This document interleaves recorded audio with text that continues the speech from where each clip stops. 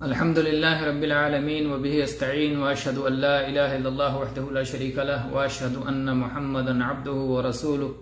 اما بعد۔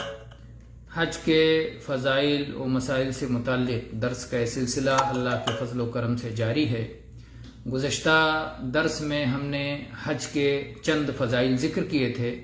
آج مزید کچھ فضائل انشاءاللہ ذکر کریں گے۔ حج کی ایک فضیلت ہم نے یہ ذکر کی تھی کہ حج اللہ کے یہاں افضل ترین اعمال میں سے ہے۔ اللہ اور اس کے رسول پر ایمان لانا سب سے پہلا افضل عمل ہے،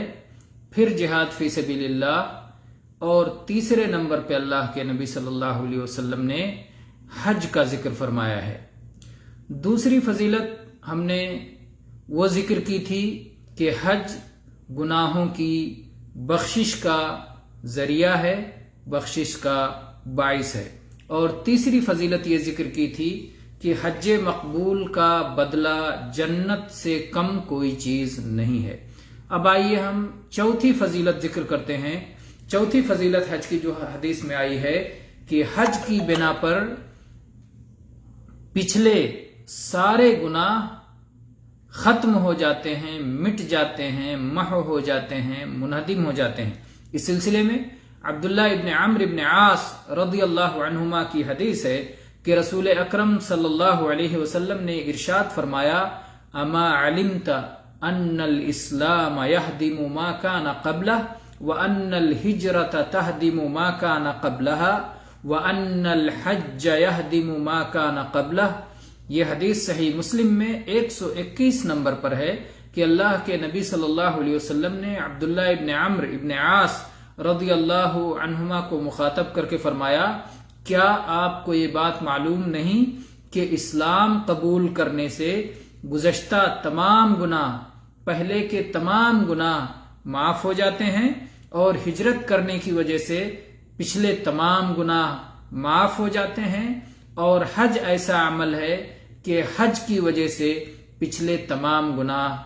مٹ جاتے ہیں، ختم ہو جاتے ہیں، معاف ہو جاتے ہیں۔ پانچویں فضیلت یہ ہے کہ حج اور عمرہ اگر ایک کے بعد ایک مسلسل لگاتار پے بپے کیا جائے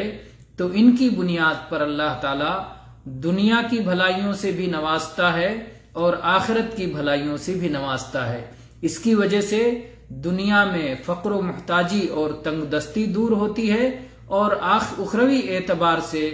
گناہ اور غلط کاریاں معاف ہوتی ہیں۔ چنانچہ اس سلسلے میں عبداللہ ابن مسعود رضی اللہ عنہ کی حدیث ہے کہ رسول اکرم صلی اللہ علیہ وسلم نے ارشاد فرمایا: تابعوا بین الحج والعمرہ فإنہما ینفیان الفقر والذنوب کما ینفی الکیر خبث الحدید والذہب والفضہ۔ یہ روایت سنن ترمذی میں 810 نمبر پر، سنن نسائی میں 2631 نمبر پر، مسند احمد میں 3669 نمبر پر، اور امام ترمذی فرماتے ہیں حدیث حسن صحیح غریب۔ اور اسی طرح سے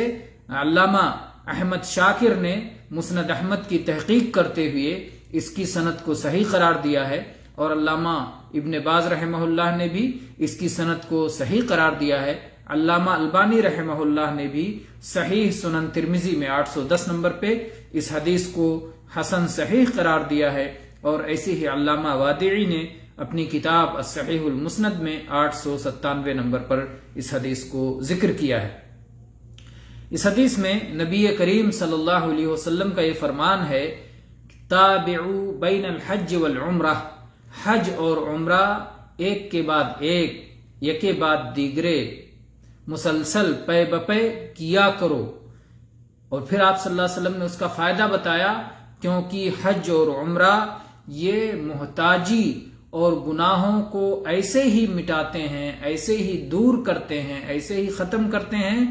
جیسے بھٹی میں لوہے، سونے اور چاندی کے میل کچیل ختم ہو جاتے ہیں۔ جیسے بھٹی میں اگر لوہا ڈالا جائے یا اسی طرح سے سونا چاندی کو ڈالا جائے تو اس میں جو کچھ میل کچیل اور گندگی ہوتا ہے وہ دور ہو جاتا ہے، اسی طرح سے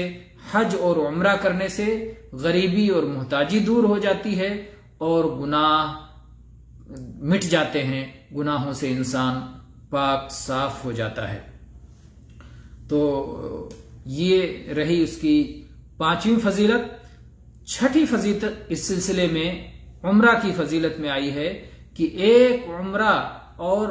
دوسرا عمرہ کرنے سے درمیان میں جتنے گناہ ہوتے ہیں سب معاف ہو جاتے ہیں، سب کا کفارہ ہو جاتا ہے۔ چنانچہ اس سلسلے میں ابو ہریرہ رضی اللہ عنہ کی حدیث ہے کہ رسول اکرم صلی اللہ علیہ وسلم نے فرمایا العمرۃ الی العمرۃ کفارۃ لما بینہما۔ یہ حدیث صحیح بخاری میں 1773 نمبر پر اور صحیح مسلم میں 1349 نمبر پر آئی ہے کہ ایک عمرہ دوسرے عمرہ تک درمیان کے گناہوں کا کفارہ ہے۔ اور عمرہ کے سلسلے میں یہ فضیلت بھی قابل غور ہے کہ اگر یہ رمضان کے مہینے میں کیا جائے تو اس کا ثواب حج کے برابر بلکہ نبی کریم صلی اللہ علیہ وسلم کے ساتھ حج کرنے کے برابر ملتا ہے۔ اس سلسلے میں عبداللہ ابن عباس رضی اللہ عنہما کی حدیث ہے کہ رسول اللہ صلی اللہ علیہ وسلم نے ایک انصاری خاتون سے کہا، عبداللہ ابن عباس رضی اللہ عنہ نے اس کا نام ذکر کیا تھا لیکن راوی اس کا نام بھول گئے، تو اللہ کے نبی نے پوچھا ما منعکی ان تحجی معنا، کہ ہمارے ساتھ حج پہ کیوں نہیں چلتی؟ تو ان انصاری خاتون نے جواب دیا لم یکن لنا الا ناضحان فحج ابو ولدها وابنها على ناضح وترك لنا ناضحا ننضح عليه قال فاذا جاء رمضان فاعتمری فان عمرة فيه تعدل حجہ۔ یہ روایت صحیح بخاری میں 1863 نمبر پر اور صحیح مسلم میں 1256 نمبر پر ہے۔ یہ روایت میں یہ بات کہی گئی کہ نبی کریم صلی اللہ علیہ وسلم نے جب انصاری خاتون سے پوچھا کہ حج میں ہمارے ساتھ کیوں نہیں چلتی، تو انہوں نے کہا کہ ہمارے پاس صرف 2 اونٹ ہیں، ایک اونٹ پر بچے کے باپ اپنے بیٹے کے ساتھ حج پہ جا رہے ہیں، ایک اونٹ پہ وہ ان کے شوہر اور ان کا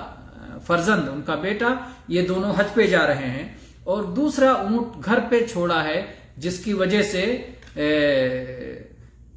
پانی لانے کا اور گھر کی دوسری ضروریات کے لیے وہ اونٹ گھر پہ چھوڑ کے جا رہے ہیں، تو جسے پانی وغیرہ کا انتظام کیا جاتا ہے۔ تو اس طرح سے سواری ہمارے پاس گویا نہیں ہے، گویا انہوں نے یہ کہا کہ ہمارے پاس چونکہ سواری کا بندوبست نہیں ہے اس لیے ہم حج پر نہیں جا رہے ہیں۔ تو اللہ کے نبی صلی اللہ علیہ وسلم فرمایا کہ جب رمضان کا مہینہ آئے گا تو عمرہ کر لینا، اس لیے کہ رمضان میں عمرہ کرنا حج کے برابر ہے۔ اور دوسری روایت میں جو صحیح بخاری میں 1863 نمبر پر اور صحیح مسلم میں 1256 نمبر پر ہے، یہ الفاظ ہیں فَإِنَّ عُمْرَةً فِي رَمَضَانَ تَقْضِي حَجَّةً مَعِي، کہ رمضان میں عمرہ کرنا